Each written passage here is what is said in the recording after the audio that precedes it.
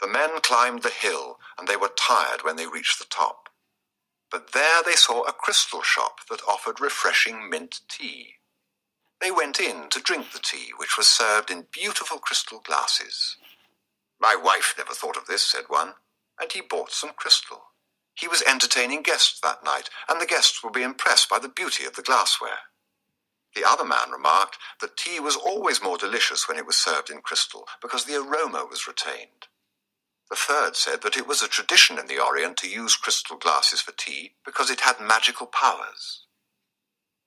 Before long, the news spread, and a great many people began to climb the hill to see the shop that was doing something new in a trade that was so old. Other shops were opened that served tea in crystal, but they weren't at the top of a hill, and they had little business. Eventually, the merchant had to hire 2 more employees. He began to import enormous quantities of tea along with his crystal, and his shop was sought out by men and women with a thirst for things new. And in that way, the months passed. The boy awoke before dawn. It had been 11 months and 9 days since he had first set foot on the African continent. He dressed in his Arabian clothing of white linen, bought especially for this day. He put his headcloth in place and secured it with a ring made of camel skin. Wearing his new sandals, he descended the stairs silently. The city was still sleeping.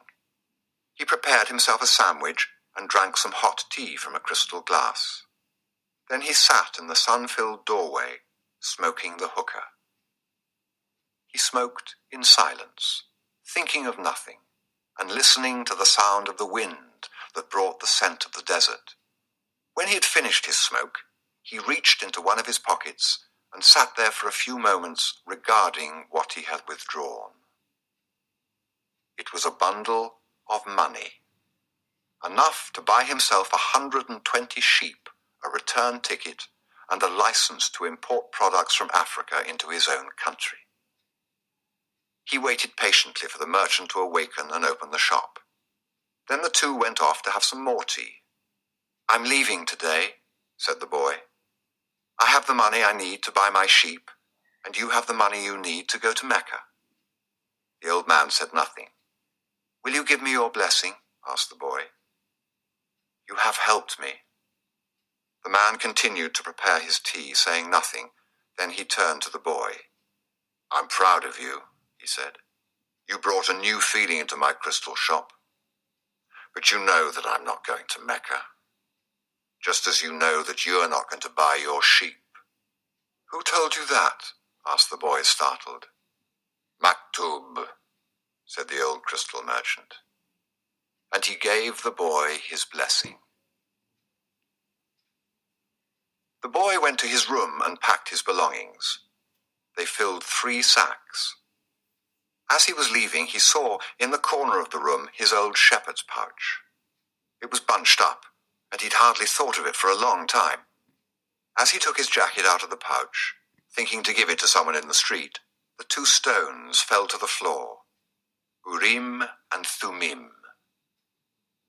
It made the boy think of the old king, and it startled him to realize how long it had been since he had thought of him.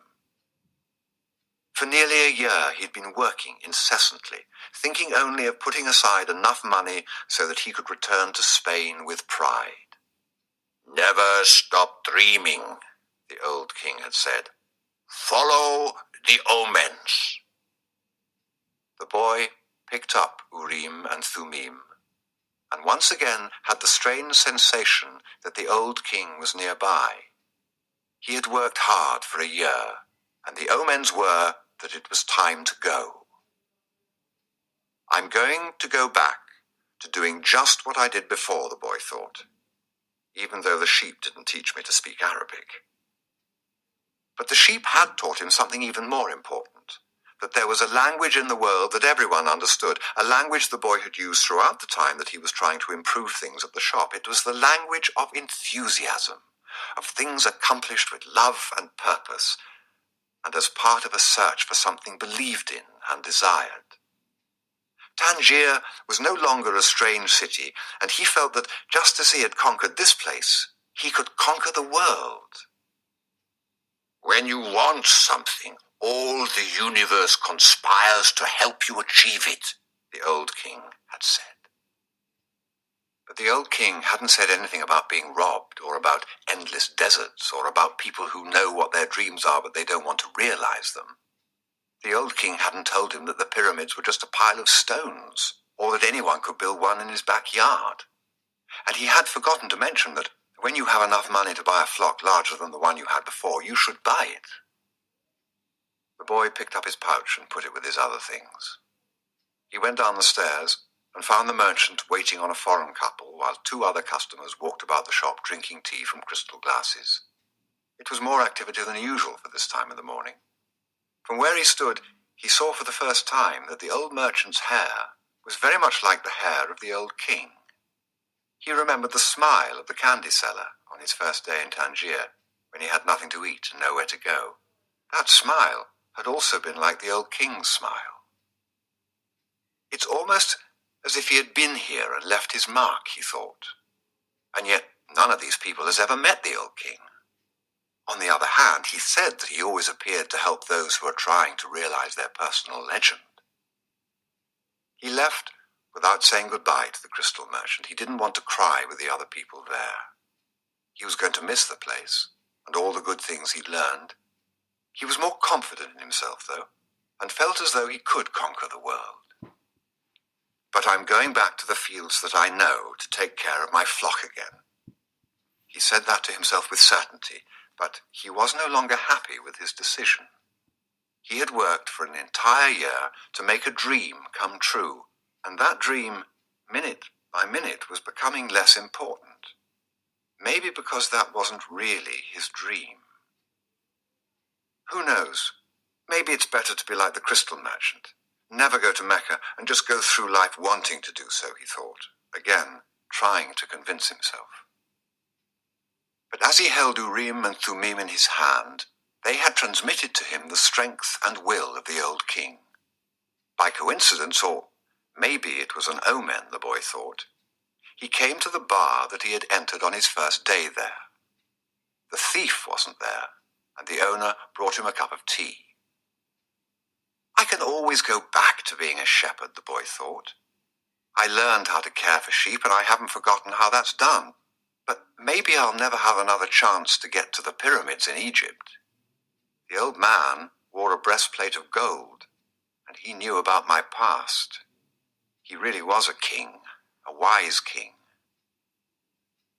The hills of Andalusia were only 2 hours away, but there was an entire desert between him and the pyramids. Yet the boy felt that there was another way to regard his situation. He was actually 2 hours closer to his treasure. The fact that the 2 hours had stretched into an entire year didn't matter.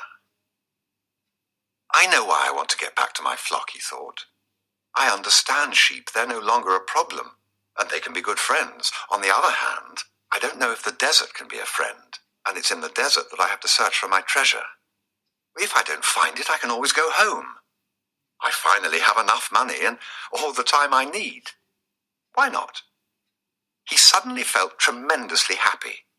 He could always go back to being a shepherd. He could always become a crystal salesman again.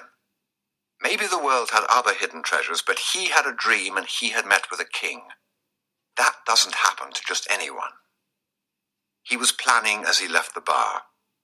He had remembered that one of the crystal merchant's suppliers transported his crystal by means of caravans that crossed the desert. He held Urim and Thummim in his hand. Because of these 2 stones, he was once again on the way to his treasure. I am always nearby when someone wants to realize their personal legend, the old king had told him. What could it cost to go over to the supplier's warehouse and find out if the pyramids were really that far away? The Englishman was sitting on a bench in a structure that smelled of animals, sweat, and dust. It was part warehouse, part corral. I never thought I'd end up in a place like this, he thought, as he leafed through the pages of a chemical journal. 10 years at the university, and here I am in a corral. But he had to move on. He believed in omens. All his life and all his studies were aimed at finding the one true language of the universe. First, he had studied Esperanto, then the world's religions, and now it was alchemy. He knew how to speak Esperanto. He understood all the major religions well, but he wasn't yet an alchemist. He had unraveled the truths behind important questions, but his studies had taken him to a point beyond which he couldn't seem to go. He had tried in vain to establish a relationship with an alchemist, but the alchemists were strange people who thought only about themselves and almost always refused to help him. Who knows, maybe they had failed to discover the secret of the masterwork, the philosopher's stone, and for this reason kept their knowledge to themselves. He had already spent much of the fortune left him by his father, fruitlessly seeking the philosopher's stone. He'd spent enormous amounts of time at the great libraries of the world and had purchased all the rarest and most important volumes on alchemy.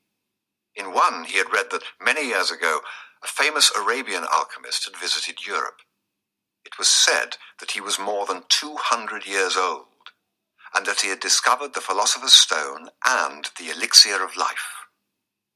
The Englishman had been profoundly impressed by the story, but he would never have thought it more than just a myth, had not a friend of his, returning from an archaeological expedition in the desert, told him about an Arab that was possessed of exceptional powers. He lives in the Al-Fayoum oasis, his friend had said, and people say that he's 200 years old and is able to transform any metal into gold. The Englishman could not contain his excitement. He cancelled all his commitments and pulled together the most important of his books, and now here he was, sitting inside a dusty, smelly warehouse. Outside, a huge caravan was being prepared for a crossing of the Sahara, and was scheduled to pass through Al-Fayoum. I'm going to find that damned alchemist, the Englishman thought, and the odour of the animals became a bit more tolerable. A young Arab, also loaded down with baggage, entered and greeted the Englishman. "Where are you bound?" asked the young Arab. "I'm going into the desert," the man answered, turning back to his reading. He didn't want any conversation at this point. What he needed to do was to review all he had learned over the years, because the alchemist would certainly put him to the test. The young Arab took out a book and began to read. The book was written in Spanish. That's good, thought the Englishman.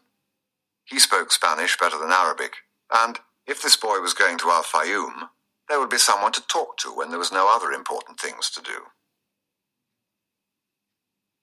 "That's strange," said the boy, as he tried once again to read the burial scene that began the book. "I've been trying for 2 years to read this book, and I never get past these first few pages. Even without a king to provide an interruption, he was unable to concentrate." He still had some doubts about the decision he had made, but he was able to understand one thing. Making a decision was only the beginning of things.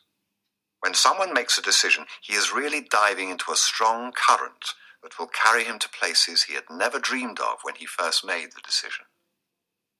When I decided to seek out my treasure, I never imagined that I'd wind up working in a crystal shop, he thought.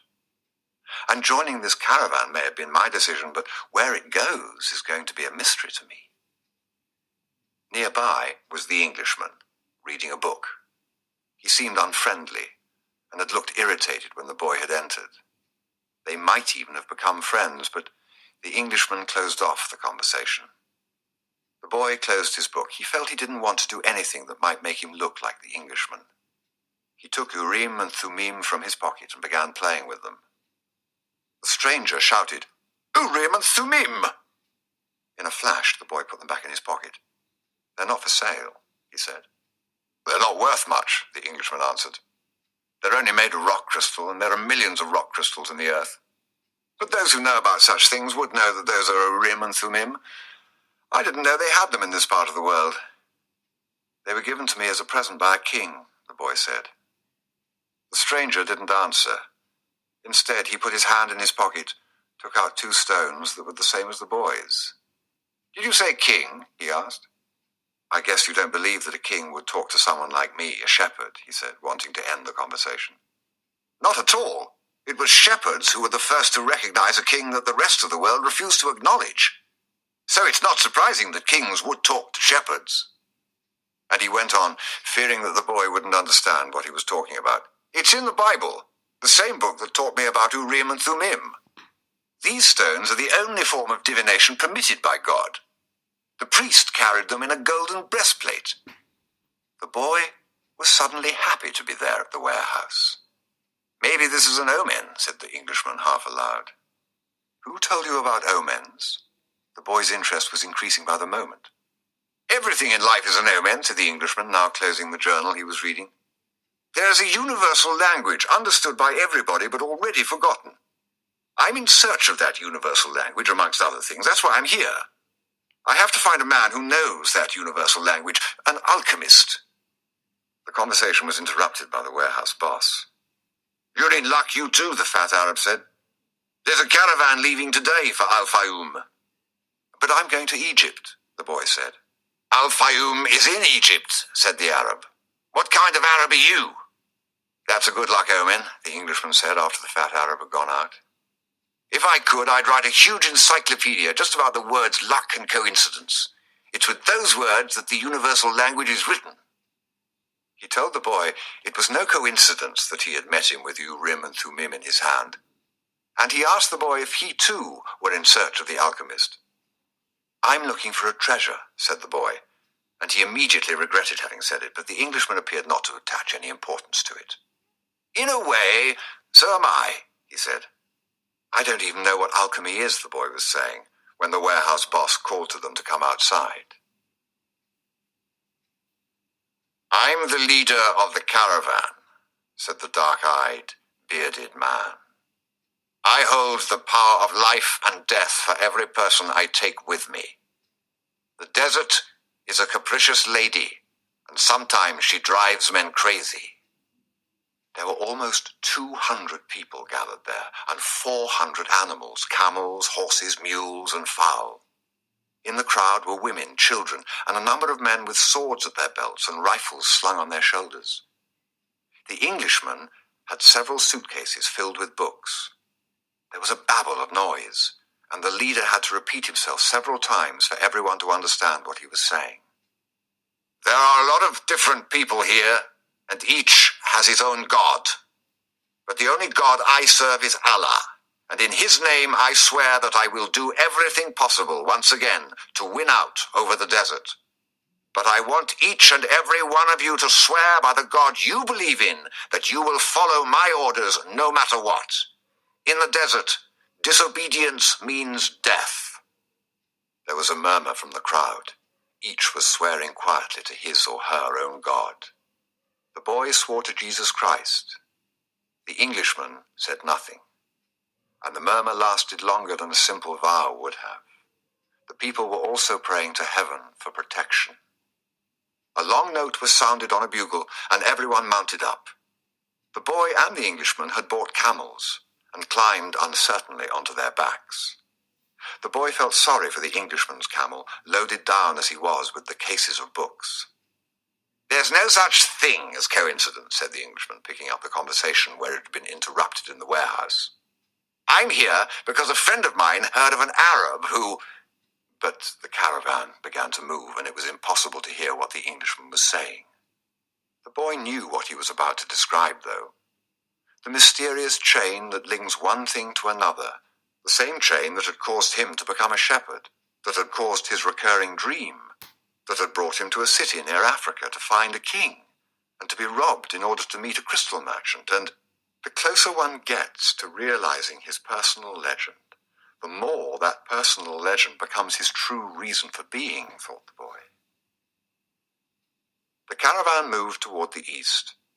It traveled during the morning, halted when the sun was at its strongest, and resumed late in the afternoon. The boy spoke very little with the Englishman, who spent most of his time with his books. The boy observed in silence the progress of the animals and people across the desert. Now everything was quite different from how it was that day they'd set out.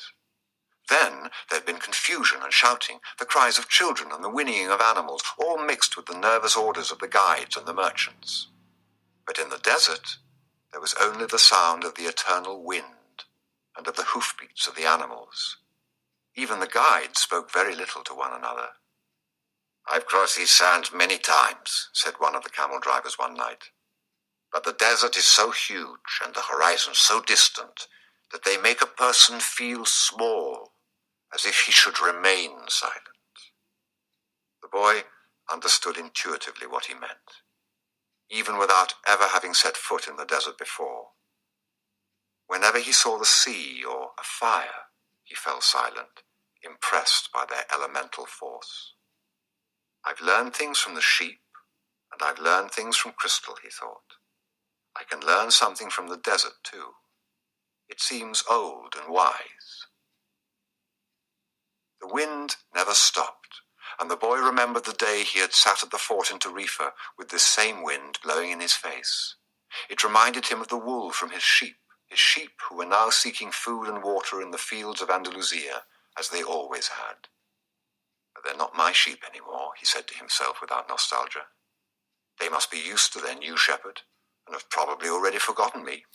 That's good." Creatures, like the sheep that are used to traveling, know about moving on. He thought of the merchant's daughter, and was sure that she had probably married, perhaps to a baker, or to another shepherd who could read and could tell her exciting stories. After all, he probably wasn't the only one. But he was excited at his intuitive understanding of the camel driver's comment. Maybe he was also learning the universal language that deals with the past and the present of all people. Hunches, his mother used to call them. The boy was beginning to understand that intuition is really a sudden immersion of the soul into the universal current of life, where the histories of all people are connected, and we are able to know everything because it's all written there. "Maktub," the boy said, remembering the crystal merchant. The desert was all sand in some stretches and rocky in others. When the caravan was blocked by a boulder, it had to go around it. If there was a large rocky area, they had to make a major detour. If the sand was too fine for the animals' hooves, they sought a way where the sand was more substantial. In some places, the ground was covered with the salt of dried-up lakes. The animals balked at such places, and the camel drivers were forced to dismount and unburden their charges. The drivers carried the freight themselves over such treacherous footing, and then reloaded the camels. If a guide were to fall ill or die, the camel drivers would draw lots and appoint a new one. But all this happened for one basic reason. No matter how many detours and adjustments it made, the caravan moved toward the same compass point. Once obstacles were overcome, it returned to its course, sighting on a star that indicated the location of the oasis. When the people saw that star shining in the morning sky, they knew they were on the right course toward water, palm trees, shelter, and other people. It was only the Englishman who was unaware of all this. He was, for the most part, immersed in reading his books. The boy, too, had his book, and he had tried to read it during the first few days of the journey, but he found it much more interesting to observe the caravan and listen to the wind. As soon as he had learned to know his camel better, and to establish a relationship with him, he threw the book away. Although the boy had developed a superstition that each time he opened the book he would learn something important, he decided it was an unnecessary burden. He became friendly with the camel driver who traveled alongside him. At night, as they sat around the fire, the boy related to the driver his adventures as a shepherd. During one of these conversations, the driver told of his own life. "I used to live near El Kairum," he said. "I had my orchard, my children, and a life that would not change at all until I died. One year, when the crop was the best ever, we all went to Mecca, and I satisfied the only unmet obligation in my life. I could die happily, and that made me feel good. One day, the earth began to tremble and the Nile overflowed its banks. It was something I thought could only happen to others, never to me. My neighbors feared they would lose all their olive trees in the flood, and my wife was afraid we would lose our children. I thought that everything I owned would be destroyed. The land was ruined, and I had to find some other way to earn a living, so now I'm a camel driver. But that disaster taught me to understand the word of Allah. People need not fear the unknown if they are capable of achieving what they need and want. We are afraid of losing what we have, whether it's our life or our possessions and property. But this fear evaporates when we understand that our life stories and the history of the world were written by the same hand. Sometimes their caravan met with another. One always had something that the other needed, as if everything were indeed written by one hand. As they sat around the fire, the camel drivers exchanged information about windstorms and told stories about the desert. At other times, mysterious hooded men would appear. They were Bedouins who did surveillance along the caravan route. They provided warnings about thieves and barbarian tribes. They came in silence and departed the same way, dressed in black garments that showed only their eyes. One night, a camel driver came to the fire where the Englishman and the boy were sitting. There are rumors of tribal wars, he told them. The three fell silent. The boy noted that there was a sense of fear in the air, even though no one said anything. Once again, he was experiencing the language without words, the universal language. The Englishman asked if they were in danger. "Once you get into the desert, there's no going back," said the camel driver. "And when you can't go back, you have to worry only about the best way of moving forward. The rest is up to Allah, including the danger." And he concluded by saying the mysterious word, Maktub. "You should pay more attention to the caravan," the boy said to the Englishman after the camel driver had left. "We make a lot of detours, but we're always heading for the same destination." "And you ought to read more about the world," answered the Englishman. "Books are like caravans in that respect." The immense collection of people and animals began to travel faster. The days had always been silent, but now even the nights, when the travelers were accustomed to talking around the fires, had also become quiet. And one day, the leader of the caravan made the decision that the fires should no longer be lighted, so as not to attract attention to the caravan. The travelers adopted the practice of arranging the animals in a circle at night, sleeping together in the center as protection against the nocturnal cold. And the leader posted armed sentinels at the fringes of the group. The Englishman was unable to sleep one night. He called to the boy, and they took a walk along the dunes surrounding the encampment. There was a full moon, and the boy told the Englishman the story of his life. The Englishman was fascinated with the part about the progress achieved at the crystal shop after the boy began working there. "That's the principle that governs all things," he said. "In alchemy, it's called the soul of the world. When you want something with all your heart, that's when you are closest to the soul of the world. It's always a positive force." He also said that this was not just a human gift, that everything on the face of the earth had a soul, whether mineral, vegetable, or animal, or even just a simple thought. "Everything on earth is being continuously transformed because the earth is alive and it has a soul. We are part of that soul, so we really recognize that it is working for us. But in the crystal shop, you probably realize that even the glasses were collaborating in your success." The boy thought about that for a while as he looked at the moon and the bleached sands. "I've watched the caravan as it crossed the desert," he said.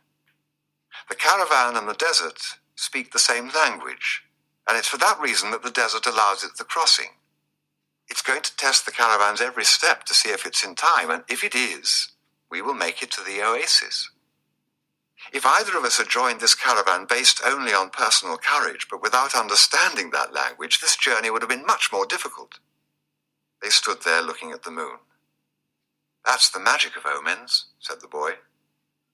"I've seen how the guides read the signs of the desert, and how the soul of the caravan speaks to the soul of the desert."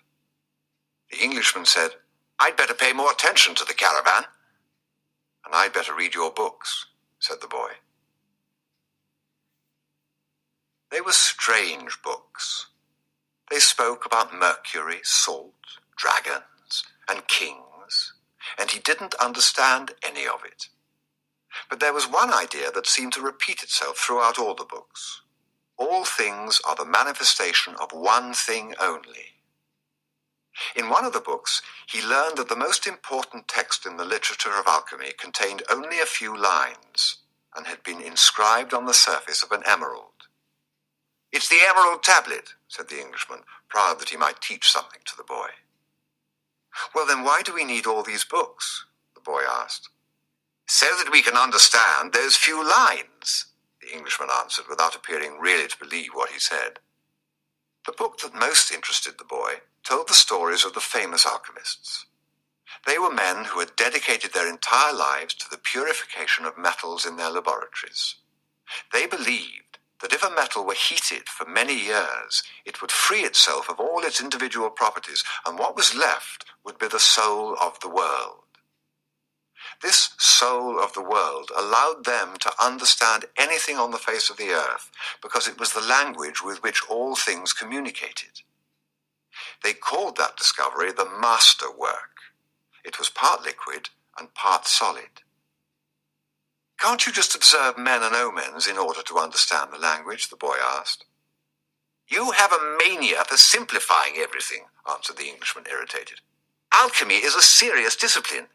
Every step has to be followed exactly as it was followed by the masters."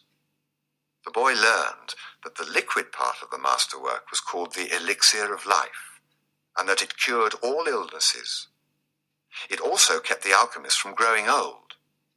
And the solid part was called the philosopher's stone. "It's not easy to find the philosopher's stone," said the Englishman.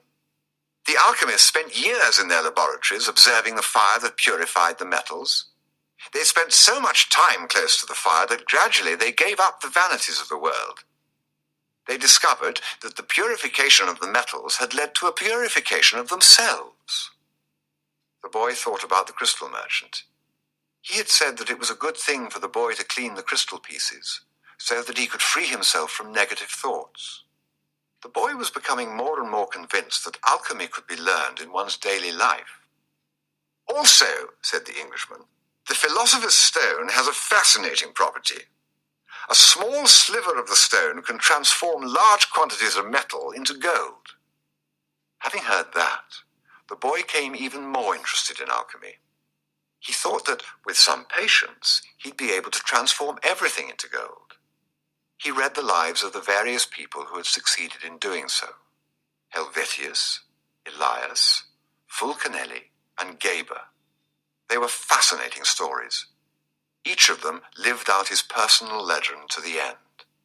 They traveled, spoke with wise men, performed miracles for the incredulous, and owned the philosopher's stone and the elixir of life. But when the boy wanted to learn how to achieve the masterwork, he became completely lost. There were just drawings, coded instructions, and obscure texts. "Why do they make things so complicated?" he asked the Englishman one night. The boy had noticed that the Englishman was irritable and missed his books. "So that those who have the responsibility for understanding can understand," he said. "Imagine if everybody went around transforming lead into gold. Gold would lose its value. It's only those who are persistent and willing to study things deeply who achieve the masterwork. That's why I'm here in the middle of the desert. I'm seeking a true alchemist who will help me to decipher the codes." "When were these books written?" the boy asked. "Many centuries ago." They didn't have the printing press in those days, the boy argued. There was no way for everyone to know about alchemy.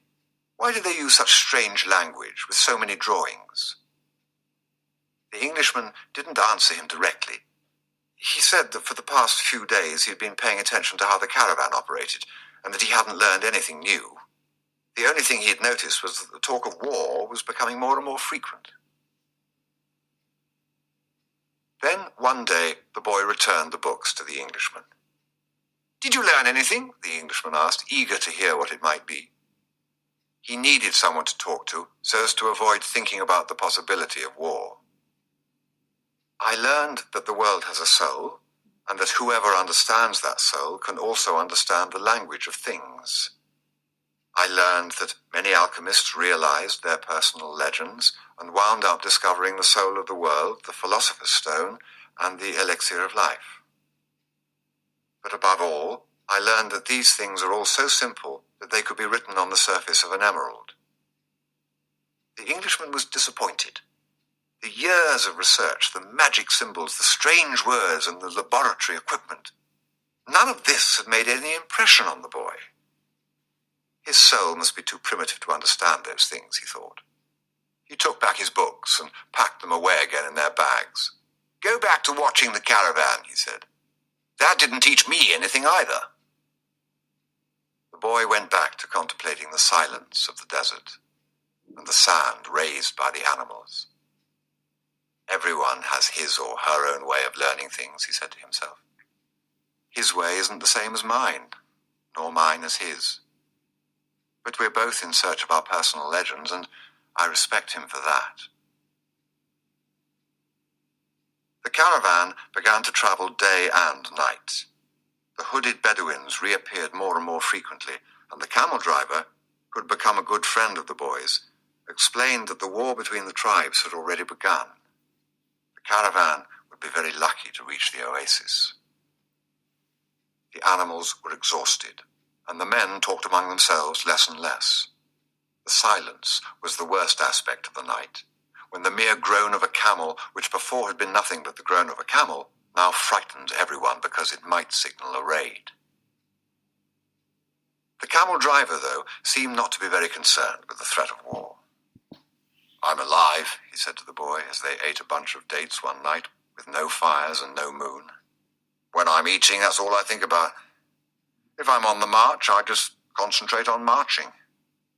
If I have to fight, it'll be just as good a day to die as any other. Because I don't live in either my past or my future, I'm interested only in the present. If you can concentrate always on the present, you'll be a happy man. You'll see that there is a life in the desert, that there are stars in the heavens, and that tribesmen fight because they are part of the human race. Life will be a party for you, a grand festival, because life is the moment we're living right now." 2 nights later, as he was getting ready to bed down, the boy looked for the star they followed every night. He thought that the horizon was a bit lower than it had been, because he seemed to see stars on the desert itself. "It's the oasis," said the camel driver. "Well, why don't we go there right now?" the boy asked. "Because we have to sleep." The boy awoke as the sun rose. There, in front of him, where the small stars had been the night before, was an endless row of date palms stretching across the entire desert. "We've done it," said the Englishman, who had also awakened early. But the boy was quiet. He was at home with the silence of the desert, and he was content just to look at the trees. He still had a long way to go to reach the pyramids, and someday this morning would be just a memory. But this was the present moment, the party the camel driver had mentioned, and he wanted to live it as he did the lessons of his past and his dreams of the future. Although the vision of the date palms would someday be just a memory, right now it signified shade, water, and a refuge from the war. Yesterday the camel's groan signaled danger, and now a row of date palms could herald a miracle. The world speaks many languages, the boy thought. The times rush past, and so do the caravans, thought the alchemist, as he watched the hundreds of people and animals arriving at the oasis. People were shouting at the new arrivals, dust obscured the desert sun, and the children of the oasis were bursting with excitement at the arrival of the strangers. The alchemist saw the tribal chiefs greet the leader of the caravan and converse with him at length. But none of that mattered to the alchemist. He'd already seen many people come and go, and the desert remained as it was. He'd seen kings and beggars walking the desert sands. The dunes were changed constantly by the wind, yet these were the same sands he had known since he was a child. He always enjoyed seeing the happiness that the travelers experienced when, after weeks of yellow sand and blue sky, they first saw the green of the date palms. Maybe God created the desert so that man could appreciate the date trees, he thought. He decided to concentrate on more practical matters. He knew that in the caravan there was a man to whom he was to teach some of his secrets. The omens had told him so. He didn't know the man yet, but his practiced eye would recognize him when he appeared. He hoped that it would be someone as capable as his previous apprentice. I don't know why these things have to be transmitted by word of mouth, he thought. It wasn't exactly that they were secrets. God revealed his secrets easily to all his creatures. He had only one explanation for this fact.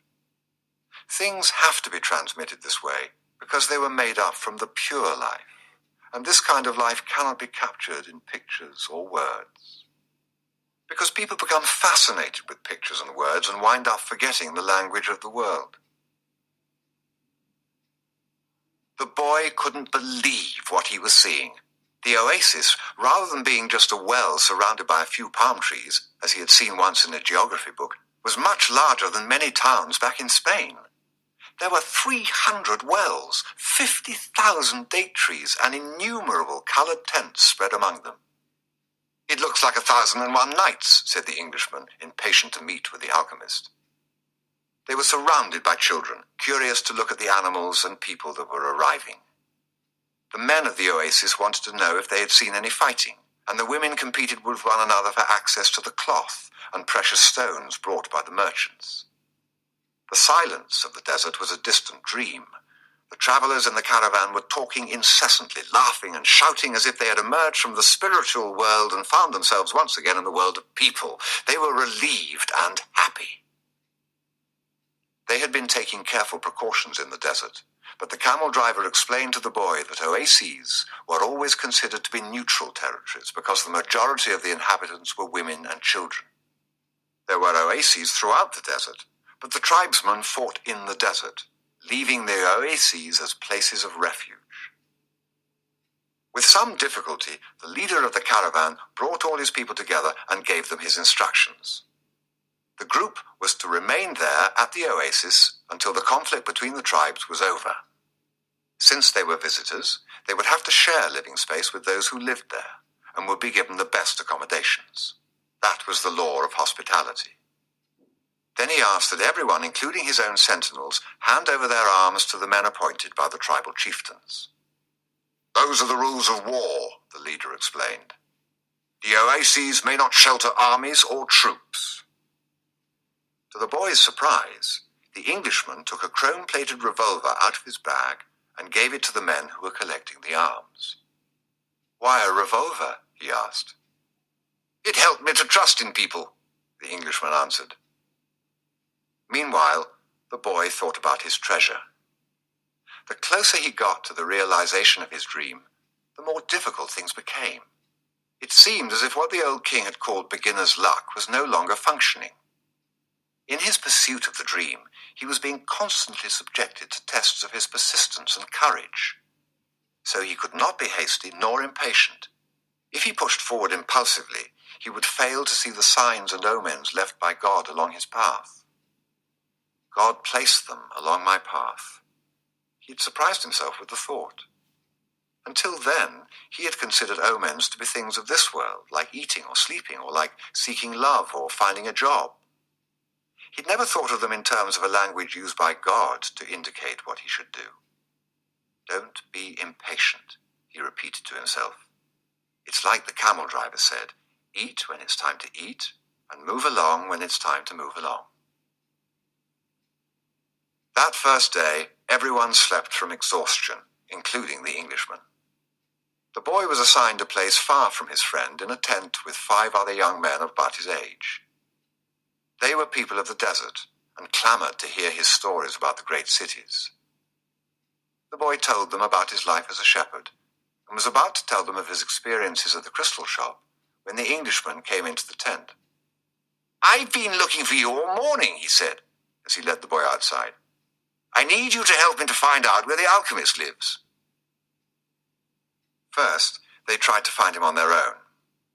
An alchemist would probably live in a manner that was different from that of the rest of the people of the oasis, and it was likely that in his tent an oven was continuously burning. They searched everywhere and found that the oasis was much larger than they could have imagined. There were hundreds of tents. "We've wasted almost the entire day," said the Englishman, sitting down with the boy near one of the wells. "Maybe we'd better ask someone," the boy suggested. The Englishman didn't want to tell others about his reasons for being at the oasis and couldn't make up his mind. But finally, he agreed that the boy who spoke better Arabic than he should do so. The boy approached a woman who had come to the well to fill a goatskin with water. "Good afternoon, ma'am. I'm trying to find out where the alchemist lives here at the oasis." The woman said she'd never heard of such a person and hurried away. But before she fled, she advised the boy that he had better not try to converse with women who were dressed in black because they were married women. He should respect tradition. The Englishman was disappointed. It seemed he had made the long journey for nothing. The boy was also saddened. His friend was in pursuit of his personal legend. And when someone was in such a pursuit, the entire universe made an effort to help him succeed. That's what the old king had said. He couldn't have been wrong. "I had never heard of alchemists before," the boy said. "Maybe no one here has either." The Englishman's eyes lit up. "That's it!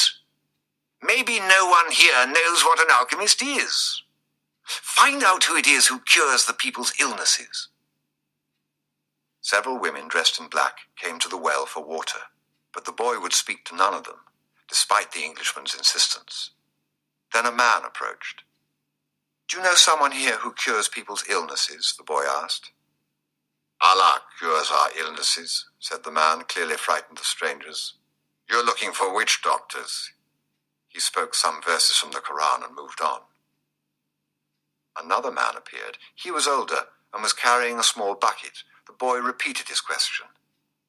"Why do you want to find that sort of person?" the Arab asked. "Because my friend here has traveled for many months in order to meet with him," the boy said. "If such a man is here at the oasis, he must be a very powerful one," said the old man after thinking for a few moments. "Not even the tribal chieftains are able to see him when they want to, only when he consents. Wait for the end of the war, then leave with the caravan. Don't try to enter into the life of the oasis," he said, and walked away. But the Englishman was exultant. They were on the right track. Finally, a young woman approached who was not dressed in black. She had a vessel on her shoulder, and her head was covered by a veil, but her face was uncovered. The boy approached her to ask about the alchemist. At that moment, it seemed to him that time stood still, and the soul of the world surged within him. When he looked into her dark eyes and saw that her lips were poised between a laugh and silence, he learned the most important part of the language that all the world spoke, the language that everyone on earth was capable of understanding in their heart. It was love, something older than humanity, more ancient than the desert, something that exerted the same force whenever two pairs of eyes met, as had theirs here at the well. She smiled, and that was certainly an omen. The omen he had been awaiting, without even knowing he was, for all his life. The omen he had sought to find with his sheep and in his books, in the crystals and in the silence of the desert. It was the pure language of the world. It required no explanation, just as the universe needs none as it travels through endless time. What the boy felt at that moment was that he was in the presence of the only woman in his life, and that, with no need for words, she recognized the same thing. He was more certain of it than of anything in the world. He had been told by his parents and grandparents that he must fall in love and really know a person before becoming committed. But maybe people who felt that way had never learned the universal language, because when you know that language, it's easy to understand that someone in the world awaits you, whether it's in the middle of the desert or in some great city. And when two such people encounter each other and their eyes meet, the past and the future become unimportant. There is only that moment, and the incredible certainty that everything under the sun has been written by one hand only. It is the hand that evokes love and creates a twin soul for every person in the world. Without such love, one's dreams would have no meaning. Maktub, thought the boy. The Englishman shook the boy. Come on, ask her. The boy stepped closer to the girl, and when she smiled, he did the same. What's your name? He asked. Fatima, the girl said, averting her eyes. That's what some women in my country are called. It's the name of the Prophet's daughter, Fatima said. The invaders carried the name everywhere. The beautiful girl spoke of the invaders with pride.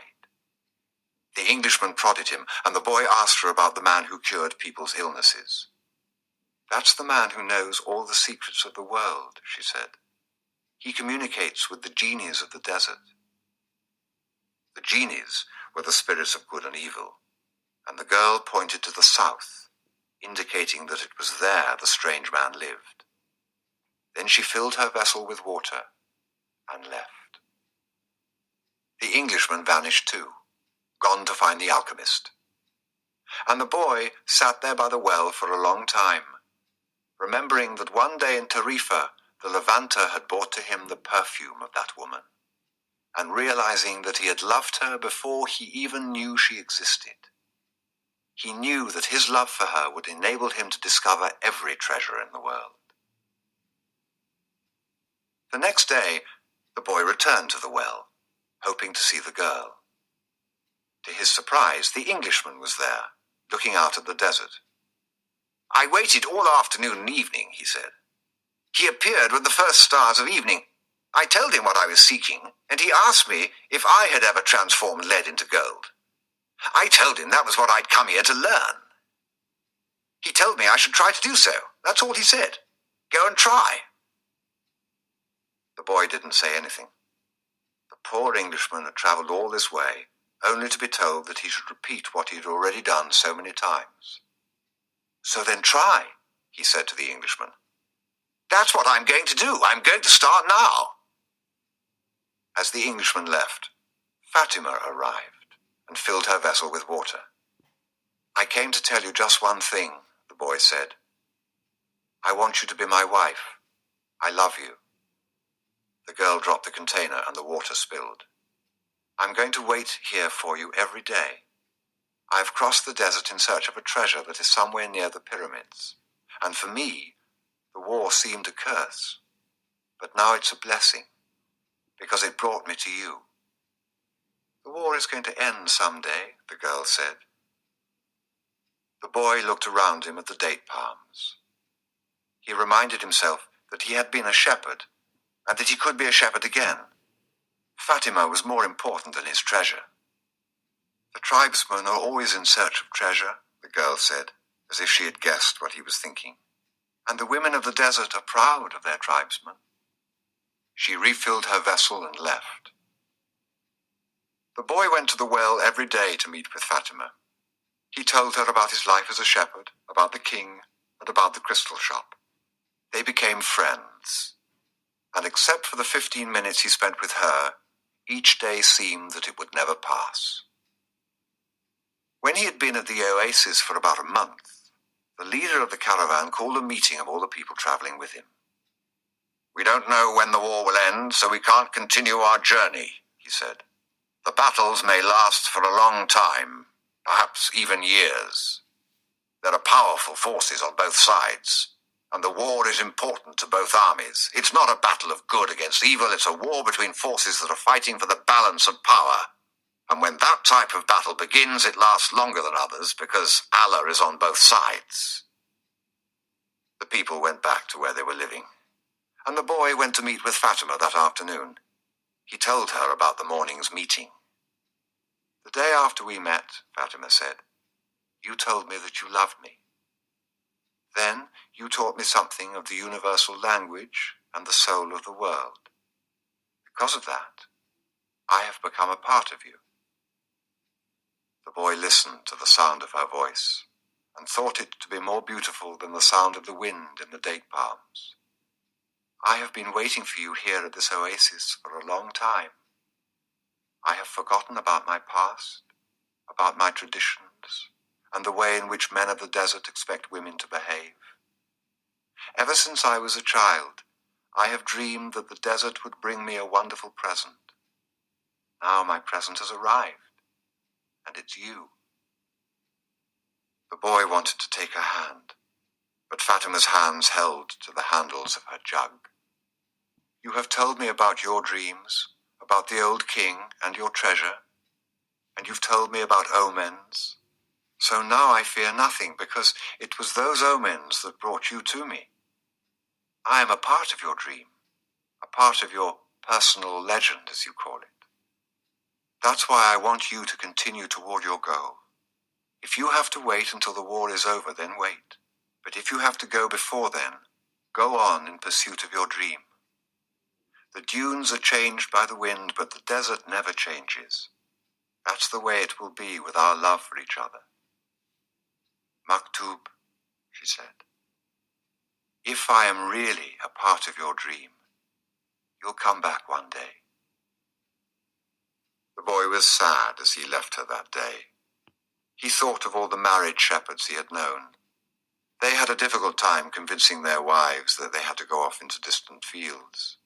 Love required them to stay with the people they loved. He told Fatima that at their next meeting. The desert takes our men from us, and they don't always return, she said. We know that, and we are used to it.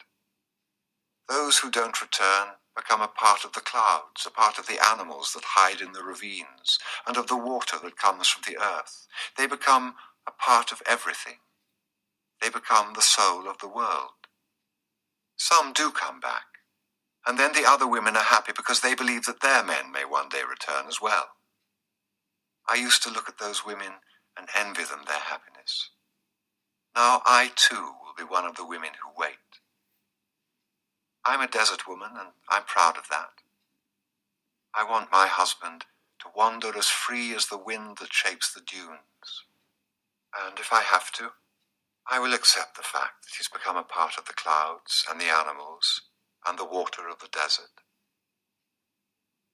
The boy went to look for the Englishman. He wanted to tell him about Fatima. He was surprised when he saw that the Englishman had built himself a furnace outside his tent. It was a strange furnace fueled by firewood with a transparent flask heating on the top. As the Englishman stared out at the desert, his eyes seemed brighter than they had when he was reading his books. This is the first phase of the job, he said. I have to separate out the sulfur. Now, to do that successfully, I must have no fear of failure. It was my fear of failure that first kept me from attempting the masterwork. Now I'm beginning what I could have started 10 years ago, but I'm happy at least that I didn't wait 20 years. He continued to feed the fire, and the boy stayed on until the desert turned pink in the setting sun. He felt the urge to go out into the desert, to see if its silence held the answers to his questions. He wandered for a while, keeping the date palms of the oasis within sight. He listened to the wind and felt the stones beneath his feet. Here and there he found a shell and realized that the desert in remote times had been a sea. He sat on a stone and allowed himself to become hypnotized by the horizon. He tried to deal with the concept of love as distinct from possession and couldn't separate them. But Fatima was a woman of the desert, and if anything could help him to understand, it was the desert. As he sat there thinking, he sensed movement above him.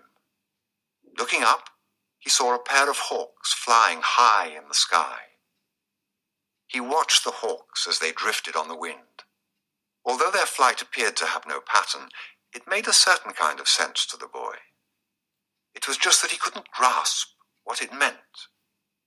He followed the movement of the birds, trying to read something into it. Maybe these desert birds could explain to him the meaning of love without ownership. He felt sleepy. In his heart, he wanted to remain awake, but he also wanted to sleep. I'm learning the language of the world, and everything in the world is beginning to make sense to me, even the flight of the hawks. books, he said to himself. And in that mood, he was grateful to be in love. When you're in love, things make even more sense, he thought. Suddenly, one of the hawks made a flashing dive through the sky, attacking the other. As it did so, a sudden, fleeting image came to the boy, an army, with its swords at the ready, riding into the oasis. The vision vanished immediately, but it had shaken him. He had heard people speak of mirages, and he had already seen some himself. They were desires that, because of their intensity, materialized over the sounds of the desert. But he certainly didn't desire that an army invade the oasis. He wanted to forget about the vision and return to his meditation. He tried again to concentrate on the pink shades of the desert and its stones, but there was something there in his heart that wouldn't allow him to do so. Always heed the omens, the old king had said. The boy recalled what he had seen in the vision and sensed that it was actually going to occur. He rose and made his way back toward the palm trees. Once again, he perceived the many languages and the things about him. This time, the desert was safe, and it was the oasis that had become dangerous. The camel driver was seated at the base of a palm tree, observing the sunset. He saw the boy appear from the other side of the dunes. An army is coming, the boy said. I had a vision. The desert fills men's hearts with visions, the camel driver answered. But the boy told him about the hawks, that he had been watching their flight and had suddenly felt himself to have plunged to the soul of the world. The camel driver understood what the boy was saying. He knew that any given thing on the face of the earth could reveal the history of all things. One could open a book to any page, or look at a person's hand. One could turn a card, or watch the flight of the birds. Whatever the thing observed, one could find a connection with his experience of the moment. Actually, it wasn't that those things in themselves revealed anything at all. It was just that people, looking at what was occurring around them, could find a means of penetration to the soul of the world. The desert was full of men who earned their living based on the ease with which they could penetrate to the soul of the world. They were known as seers, and they were held in fear by women and the elderly. Tribesmen were also wary of consulting them because it would be impossible to be effective in battle if one knew that he was fated to die. The tribesmen preferred the taste of battle and the thrill of not knowing what the outcome would be. The future was already written by Allah, and what he had written was always for the good of man. So the tribesmen lived only for the present because the present was full of surprises, and they had to be aware of many things. Where was the enemy's sword? Where was his horse? What kind of blow should one deliver next in order to remain alive? The camel driver was not a fighter, and he had consulted with seers. Many of them had been right about what they said, while some had been wrong. Then one day, the oldest seer he had ever sought out, and the one most to be feared, had asked why the camel driver was so interested in the future. Well, so I can do things, he had responded, and so I can change those things that I don't want to happen. But then they wouldn't be part of your future, the seer had said. Well, maybe I just want to know the future so I can prepare myself for what's coming. If good things are coming, they will be a pleasant surprise, said the seer. If bad things are, and you know in advance, you will suffer greatly before they even occur. I want to know about the future because I'm a man, the camel driver had said to the seer, and men always live their lives based on the future. The seer was a specialist in the casting of twigs. He threw them on the ground and made interpretations based on how they fell. That day, he didn't make a cast. He wrapped the twigs in a piece of cloth and put them back in his bag. I make my living forecasting the future for people, he said. I know the science of the twigs, and I know how to use them to penetrate to the place where all is written. There, I can read the past, discover what has already been forgotten, and understand the omens that are here in the present. When people consult me, it's not that I'm reading the future, I am guessing at the future. The future belongs to God, and it is only He who reveals it under extraordinary circumstances. How do I guess at the future?